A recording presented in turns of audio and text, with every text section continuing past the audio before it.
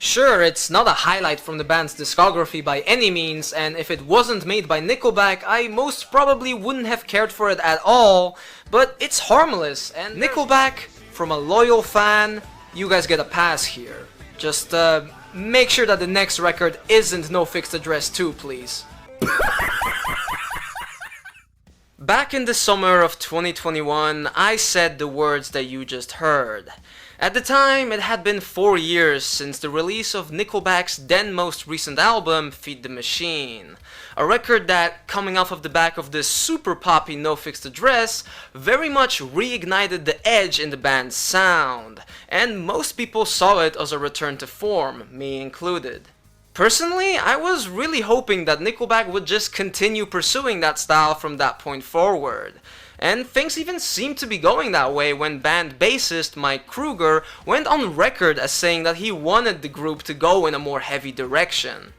Well, jump forward a year from my video and Nickelback finally returned with another studio release in 2022's Get Rollin', the Canadian rockers' 10th album. Needless to say, as a shameless Nickelback fan myself, I was super stoked to finally hear some new music from the group after half a decade, the longest break the band has ever had in between of album releases.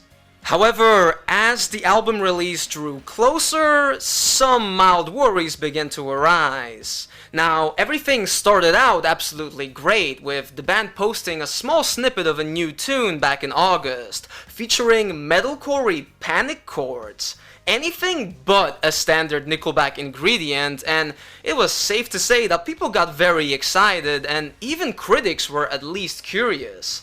Could it be? Were Nickelback gonna go in a straight up metal direction? Well, slowly but surely, this potential turn of events started becoming less and less likely, with the unveiling of the album art and title being the biggest red flags by far. Get Rollin', without a G at the end, and a colorful, summer-feeling cover with an old-school road trip van with a twin rear axle front and center. Yeah, the tonal shift from Feed the Machine was very drastic. The band then explained in an interview that it was Chad Kroeger who came up with the whole van concept, as he really felt that 70s vintage aesthetic. He was also apparently high at the time. Anyway, it did not take very long for people to get some No Fixed Address flashbacks, and fast forward some more to the album release in November, and the hopes of a super heavy Nickelback record in 2022 were nothing but a distant memory. And what we got instead? Well, I guess that's what we'll be talking about in today's video. At the time of recording, I've had a few months to sit with this new Nickelback album and properly collect my thoughts, even if that definitely wasn't a conscious decision on my part, but more so a result of my packed schedule. Nevertheless, today I am finally going to talk about this disc track by track, so strap yourselves in, cause it's time to get rolling. First, looking at the track list, we see that the band went with their regular 11-track formula, a Nickelback standard since the release of The Long Road in 2003. It should then also be no surprise that the record's runtime clocks in at around the 40-minute mark, just as most of the band's catalog, with Get Rollin' being just over 41 minutes. But without any more further ado, let's get into the music, starting with track 1, the lead single, San Quentin. Was a god until my lawyer woke me up and said I testified that I was right out of my mind. Let the record show I did it off the rock and roll, screaming every night. San Quentin was the first full taste that we got of Get Rollin' back in September. It was the moment that people had waited for years, and coming off of the snippets from social media, the possibilities were endless, and it's just your typical Nickelback track. Those aforementioned metalcore-like teases were very much just a red herring, as the song wastes no time at all in moving from that heavy intro into a standard Nickelback formula. Not only that, those elements from the intro don't come back at all in the remainder of the song, making them feel a little out of place if anything. It sorta feels like the band made a classic Nickelback-y tune and just glued some panic chords into the intro. But hey, while all that might come across as rather negative, I definitely do dig this track, even in spite of its catfishy nature. Sure, it is just your typical Nickelback jam about drinking and partying like crazy in the name of rock and roll, just with an overlaying theme of going to jail for it, but if you're a Nickelback fan, then it's not like that's a problem. When San Quentin first dropped, I was a huge fan of it, playing it on repeat for days after. And while I will admit that the track did get a little stale for me after a while, probably due to me listening to it so much right out of the gate, it's still a super catchy tune, one that kicks off the album in high gear. Chad sounds great, the guitars are solid with even a kick-ass solo in the bridge, the production is super clean and crisp as we've come to expect from the band. Sure, it does anything but reinvent the wheel, but it achieves what it sets out to do, and that's to be a solid nickel rocker. Radio sure didn't have a problem with San Quentin either, as the song would go on to peak at number 2 on the mainstream rock chart, the highest position for the group since Edge of a Revolution topped the chart back in 2014. So overall, the track definitely did its job of being a catchy, energetic rocker and letting people know that the band was back on the block. It's easily one of my favorite cuts that Get Rollin has to offer, so at this point in the album, there isn't anything to really worry about. So let's just roll into track 2. You know you're coming back for more. Skinny little Missy don't want no boyfriend. Skinny little Missy don't waste no time. The pretty little face will never grace your bedroom. Skinny little Missy is a friend of mine. Picking things up exactly where we left off, Skinny Little Missy is a classic Nickelbacker. A super catchy lewd rock song, a formula that the band has pretty much mastered at this point. Personally, this cut really reminds me of a tune like Gotta Get Me Some from Here and Now specifically. The track does make heavy use of repetition, and some may definitely find the words Skinny Little Missy coming out of the mouth of a man in his late 40s mildly concerning, but if you're able to get over all that, this is 100% a jam, with an infectious riff and a chorus that easily gets stuck in your head. It's simply another butt rock banger from the kings of butt rock, and I say that with absolutely zero complaints. Other than that, there really ain't that much to say, which isn't necessarily a bad thing, of course. This track is definitely one of my favorites on the disc, and so far, this has very much been a solid, if very familiar feeling Nickelback album. However, all that might change pretty soon, so let's just keep rolling. We'd be turning up the stereo and playing everywhere we go, and so did everyone we know in those days. And everybody got to fall in love. Speaking of classic formulas, those days. The second track that we all got to hear before the album's release. A Nickelback ballad about all those nostalgic memories from back in the day, aka Photograph Part 3. In a way, the joke kinda writes itself. When you have a band that is notoriously known for their music often being labeled as derivative and sounding the same, you can't help but grimace at the fact that one of the songs they used to promote their first new album in half a decade is a conceptual rehash of an idea they've already done twice before. Not only that, Those Days is also without a doubt the weakest entry in this trilogy.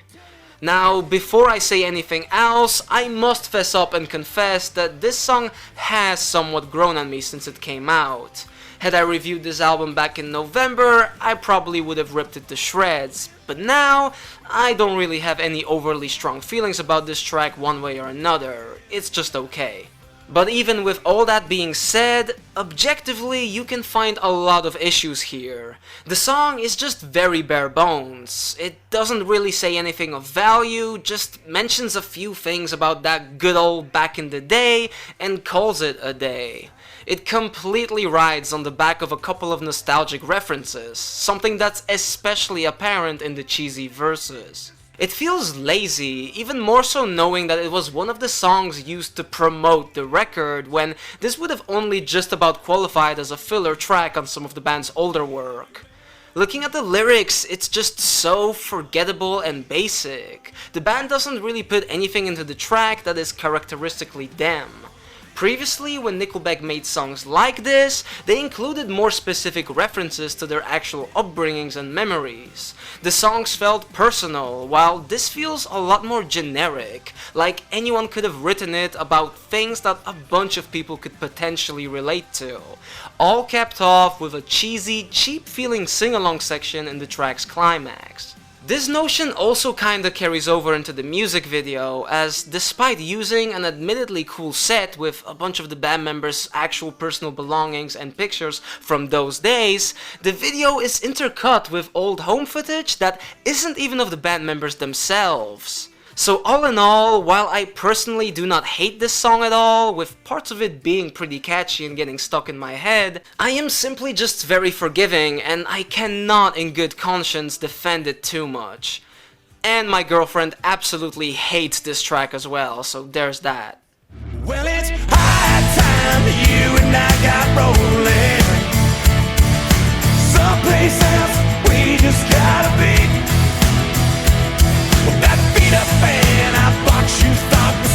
High Time was the final track released to the public ahead of Get Rollin's release, and it was when I heard this song for the first time, mere days before the album was set to drop, that I had to come to terms with the fact that this was in fact not going to be the heavy Nickelback record that I personally wanted. At the time, we had gotten 3 songs, all 3 of which had drastically different styles. San Quentin was a rocker, Those Days was a ballad, and High Time, well, this is a full-blown country song. Now, Nickelback are no strangers to country per se. You can go back over 20 years and find they already utilized strong country influences on songs like the Silver Side Up album closer Good Times Gone. But while the band has certainly toyed around with country elements before, High Time is a flat-out country song through and through, with a very upbeat tone and enough twang in Chad's vocals to convince me that all of his exes live in Texas. While listening to this track, I can't help but feel it would have been a perfect fit for K-Rose, the GTA San Andreas country radio station. If you know, you know. In Nickelback terms, the song reminds me of a cut like Sister Sin from No Fixed Address, which was a very country-feeling song in its own right that also used a very similar effect layered over the vocals as the one here on High Time. Looking at the lyrics, they very much represent the album's general concept, telling a story about stepping into a van together and just heading out onto the road. As the chorus says, it's high time you and I got rollin'.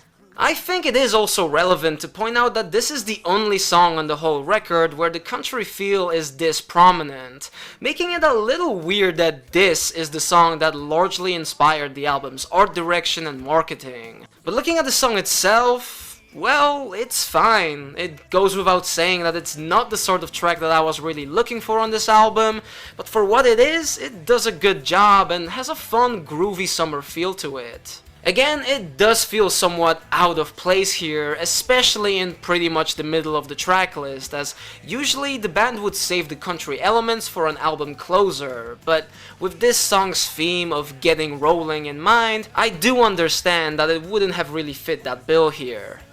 Anyway, however you might feel about this song, the next track definitely doesn't need as much debate. Ladies lining up, waving those pom-poms, and now they come for another Vegas bomb-bomb. Honey's throwing money 'cause the line's too long. Get your son, order up another round of Vegas bomb-bombs. This time Track 5, Vegas Bomb, takes us back into familiar territory, being another good old Nickelbacker. The title doesn't leave much to the imagination, nor does the song try to hide what it is. A fun, unserious rocker with not much substance, just a night out in Vegas full of partying, drinking, and women. Butt rock, stripper rock, call it whatever, you either like these kinds of songs or you don't, and by now everyone already knows on which side they stand, so I'm not going to get too deep into all that. Now, as far as these kinds of songs go, I will say that it doesn't offer too much to get overly excited about. My biggest gripe with it is that the chorus, while definitely catchy, doesn't pack quite enough of a punch for my liking, especially with how the pre-chorus builds up to it with a lot of hype. It's just a little bit anticlimactic. The main riff is very strong though, it's just that the song built around it isn't anything to really write home about. It's not bad, just an okay, safe rendition of a style that the band has definitely pulled off better before, even on this very album. With that being said, I'm still just very much happy to see Nickelback still shamelessly doing butt rock Nickelback things like it's still the 2000s. There's a sort of weird level of wholesomeness to that, I feel. Anyhow, we are almost at the halfway point of the album right now, and it's safe to say that overall, the record doesn't feel like a particularly grand departure from the signature Nickelback sound we've all grown to know so well.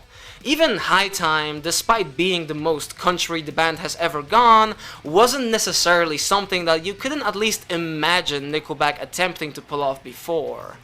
But of course, we still have more than half the tracklist to go, so let's keep rolling. Loving you is just like surfing on a tidal wave, lost in one another, hoping never to be found. Loving you is just like surfing on a tidal. Tidal Wave is a song that really caught me off guard the first time I heard it, and initially, I didn't quite know what to think of it. It was super poppy and pretty low energy, but at the same time there was something that drew me to it. It has a very spacey, lost in the sun kind of atmosphere, which I feel is very nicely described by the song's title and main hook line. Loving you is just like surfing on a tidal wave. This track feels exactly like that, surfing on a tidal wave. While listening to it, you just kinda zone out, but in a good way. The song envelops you. It's without a doubt the most original and out of left field sounding tune on the whole disc, especially for Nickelback, being another case of the band stepping away from their more traditional sound here on Get Rollin'. And while it's definitely not the sort of song that I personally look for in a Nickelback record, I would be lying if I said that it did not stand out as a highlight here. It's not necessarily an all-time personal favorite, but for me, in the right mood, this is simply a jam. It also happens to be my girlfriend's favorite track on the album, so I can't help but have a soft spot for it. In any case, Tidal Wave smoothly pulls us right into the second half of the track listing. So far, despite some diversions here and there, Get Rollin' has stayed within a reasonable radius of what you'd consider a standard Nickelback album. But we'll see if this remains the case as we roll into the disc's latter half. Oh, does heaven even know you're missing? And did you come here straight from above? Did you choose to fall from grace and lose your wings to fall in love? Track 7, Does Heaven Even Know You're Missing, is another slower song, but this time around, it is very much a classic Nickelback tune, being a love ballad that feels like it's straight out of the 2000s. And well, that's actually because it is. Band guitarist Ryan Peake revealed in an interview around the album's release that this track was originally written about 15 years earlier, with the intention of it appearing on the group's Dark Horse album before being left out and remaining in the vault all the way until 2022. With that in mind, it's no surprise at all that the song is as familiar feeling as it is. But even though it is very predictable, as when you read the title you immediately know what kind of a song you're in for, I really do enjoy it. On an album where the band takes some more risks all throughout, an innocent, cute ballad like this just makes me feel right at home. It follows a classic formula and writing-wise uses what pretty much is the biggest love cliché in the book, but it works and it's solid. That aforementioned cliche, you know, the whole "you're an angel straight from heaven" routine, might make some people roll their eyes, but I can't help but still find it endearing. I guess I'm just a walking cliche myself. I don't really have much more to say here than that. I suppose that lastly I do also want to mention that I particularly enjoy the gradual build-up that the track has to its ultimate climax, with the final chorus packing a bit of an extra emotional punch in both the vocal delivery and instrumentation. Or at least that's how it feels to me when I listen to it. Whatever the case, at this point in the record, I'm definitely in the mood for another energetic rocker for sure. Long gone is the praise for those who fought for us. Ashes to ashes turns out still rust. Stone carved in your name, no one can really trust. Shoulder another sword. Moving into track 8 now, Steel Still Rusts is not a rocker, but it is still very much a song that has easily been one of my favorite cuts on the album ever since listening to it for the first time back in November. It's without a doubt one of the disc's most memorable moments, in large part thanks to its strong storytelling. Steel Still Rusts tells a tale of a young man who, against his family's wishes, enlisted for the army instead of pursuing an academic career, and how his experiences then impacted his life, going over his struggles and how his heroism ultimately went largely unappreciated. The song has an overarching message about how even the strongest people are still human and can fall and show vulnerability just like everyone else. As the title says, Steel Still Rusts. The lyrics were actually largely inspired by Chad Kroeger's bodyguard, an ex-soldier that has worked for some pretty big names in rock over the years. Kroeger penned the song after becoming very close with him and being blown away by all of his combat stories. And the second verse even mentions that our protagonist eventually became a bodyguard protecting famous rock stars. Musically, the song's got that semi-acoustic, sovereign kind of post-grunge style to it, sort of reminding me of some early Shinedown. It really is a vibey tune, still delivering a meaningful message which is only amplified by Kroeger's strong vocal performance. The instrumentation is beautiful and crisp, as you'd expect from Nickelback, and it's all capped off with a very catchy chorus. Pretty much the total package and a definite highlight of the disc.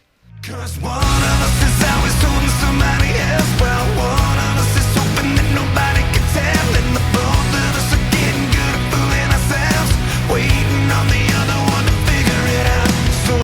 As we start nearing the album's conclusion, we come across another mellower cut in Horizon. And I must say that Get Rollin's rocker to ballad ratio is definitely becoming a little skewed at this point. Furthermore, in the context of the whole album, this track definitely leans more towards forgettable on the spectrum for me. There's nothing wrong with it, but it just does very little to stand out in the grand scheme of things. Of course, I am very well aware of how hypocritical that might sound after I said I enjoy the song like Does Heaven Even Know You're Missing, but I don't know. Maybe an over-the-top cliché theme could have helped this song in a similar way. The lyrics here deal with two lovers for whom the stars just can't seem to align. They want to be together, but the timing and circumstances are never in their favor, and so the protagonist wonders if things will ever work out at all, or if he's just chasing the other person's love like it's on the next horizon. Again, this track is completely harmless, and I don't not enjoy it whenever I hear it, but the bottom line is that it just fails to stick with me. Perhaps that's because the record just really could have done with another heavier rocker at this point in the track list instead of yet another easygoing jam. It then also doesn't help that I feel the two tracks surrounding it are two of the most standout cuts on the album. Speaking of... Thank God you found me, cause I'm broken and handing you my heart. When the night is surrounding, need your light around me, or else I'm just standing in the dark. Right when the record needed some spark, Standing in the Dark makes sure to up the tempo again after what at this point feels like forever. Now it is very important to note that this is still not a proper rocker in the style of San Quentin or anything, but it brings a lot of energy to the table, being a passionate, fast-paced pop rock anthem. Musically, it kind of reminds me of Silent Majority from Feed the Machine, but with a notable touch of Bon Jovi. And actually, now that I say that, this song just really has a prominent Bon Jovi feel to it. The infectious catchy melodies, the somewhat cheesy lyrics, and the track's larger-than-life anthemic nature. This song is Nickel Jovi, or Bonback, whatever. How did this make the script? Anyhow, I really enjoy this song. I don't care if it feels like a soccer mom anthem. Every time the chorus kicks in, I can't help but want to sing along. Thematically, the song keeps things nice and straightforward, being an anthem about finding true love, that one person that saves you and takes you out of the dark. It's simple but straight to the point, and the track manages to bring its message across in an impactful way. Every line feels genuine, and I personally find myself relating to the themes on display here very much. You know who you are. But back to the song, it's far and away one of Get Rollin's strongest moments. Sure, it's very pop rock, but it's fun, full of energy, and definitely one of the main reasons to want to go back to this record. So on that note, let's just hope that the band can maintain this momentum and end things on a high note as we roll into the album closer, Just One More. Tell me, Lord, where my little angel go? 'Cause I'm down here alone. Have you got room for just one more? Just one more. Tell me, Lord. From its very first note, Just One More makes it very clear that Get Rollin', despite initially starting off in very familiar territory, is really not your typical Nickelback release. The song starts off with almost dancey electronic synths, which then remain prominent all throughout this pop-rocky tune. However, where this song stands out most is in the lyrical department and how much it contrasts with the instrumentation's upbeat nature. The story of Just One More is actually quite tragic, with it being a song about loss and longing to join a lost loved one up above in heaven. The hook is a desperate call out to God, asking if he has room for just one more because you feel so empty and alone without that person. The lyrics were written about a friend of the band who had lost her baby, and so with that and the themes of loneliness, desperation, and struggle to find meaning in life after losing someone, etc. in mind, you may find yourself feeling a little conflicted about wanting to bop along to this ultimately super catchy track. Now personally, I'm able to get over that part, and if you are too, then what you will find here is another highlight of Get Rollin'. Like I said, this song is very catchy and likely to get stuck in your head. It's certainly up there with the cuts you'll remember the most after listening to the full album. Once again, not your typical Nickelback song whatsoever, but I'd say that it's easily one of the band's best attempts at mixing things up a bit. However, now that we have reached the end of the track list, I need to of course address the elephant in the room, one which I've already been pointing out here and there, and that's the general lack of heavier cuts on this record, especially in its latter half. I would be lying if I said that I hadn't hoped for a more heavy release from Nickelback, especially after how much I enjoyed Feed the Machine for bringing back the edge that the group had previously lost. I remember that during my first listen of the album on release day, I had this overarching feeling that this record was slightly disappointing. And look, I get it. Nickelback is a band that appeals to a wide audience, with a very large part of it being fans that fell in love with the band because of their mellower material. Kruger himself said in the lead up to the album's release that when putting together a record, he wants it to have something for everyone because he recognizes that the group has such a varied fan base. He wants both sides of the coin to be represented, but in the end, it's very clear that the mellower side outweighs the heavier side by a long mile on Get Rollin', with the album overall being a very pop rock heavy release, definitely a lot closer to No Fixed Address than Feed the Machine. Now there is no Flo Rida feature or any full-on mega poppy I miss you so I do hooks, but there is still a distinct lack of heavier material on this album, with Vegas Bomb being the last proper rocker at track 5, before the disc even reaches its halfway mark. And that's something that really reminds me of No Fixed Address, as that was pretty much my biggest gripe with that record. However, in the end, I am able to admit that even though this is 100% not the album I was hoping for back in August last year, I do still enjoy it, and I feel that overall it does a much better job of being a more varied and experimental album than No Fixed Address did. It doesn't take as many erratic risks as that record, but instead more carefully implements the varied elements in such a way that nothing feels out of place. Of course, I personally could have really done with one or two more rockers to even out the disc some more, especially in that second half. I'm not going to lie about that. But what we got here is a more than solid effort from a band that 10 albums in is very much embracing their duality while still trying to play around with some fresh elements here and there. The bottom line, Get Rollin has something for everyone, being predictable at times, but also throwing in surprises wherever possible. It's not my favorite Nickelback album, but I definitely have been coming back to it since its release, and at the end of the day, what I wanted the most out of this record was some more Nickelback to listen to, and I definitely got that. But yeah, that's pretty much all I have to say about this album. And now we can all together say, finally. I am so sorry about all the delays that this video has had. The record of course came out in November, I promised to have the video out in January, and before you knew it, we ended up in March. But hey, better late than never, right? Plus, the wait has still been shorter than for that damn Nickelback documentary that's been supposed to come out for ages, am I right? Yeah. On that note, that will be it for today's video. Thank you all for watching and bearing with me throughout this super long wait. I hope you enjoyed, be sure to leave a like if you did, and if you have some of your own opinions to share about Get Rollin', then be sure to leave a comment below. As always, I love to read your thoughts. But for now, my name is F.A.D, and I'm gonna see you guys in my next video. Bye.